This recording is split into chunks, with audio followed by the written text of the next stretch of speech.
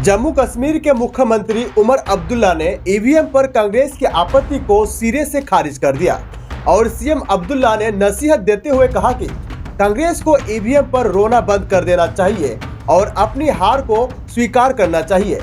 उन्होंने कहा कि जब आप जीतते हैं तो ईवीएम ठीक है, लेकिन जब आप हारते हैं तो ईवीएम का रोना रोने लगते हैं।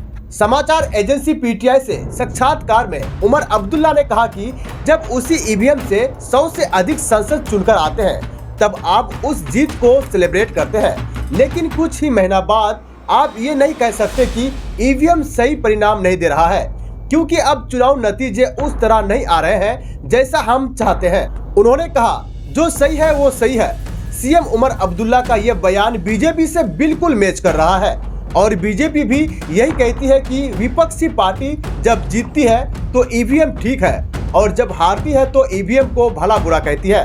हालांकि जब उनसे कहा कि आप भाजपा प्रवक्ता की तरह लग रहे हैं तो उन्होंने प्रतिक्रिया व्यक्त करते हुए कहा कि भगवान न करे। उन्होंने आगे कहा कि नहीं, ये बस इतना ही है, जो सही है वो सही है।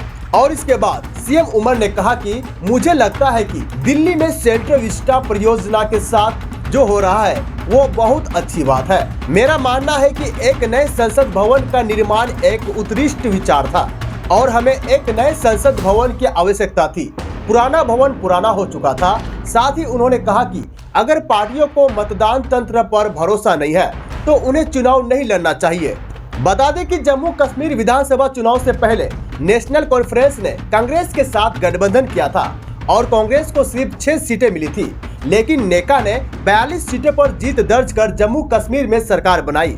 नेका अधिकारियों ने निजी तौर पर कहा कि कांग्रेस ने चुनाव प्रचार के दौरान अपना काम नहीं किया और सारा भार उन पर छोड़ दिया।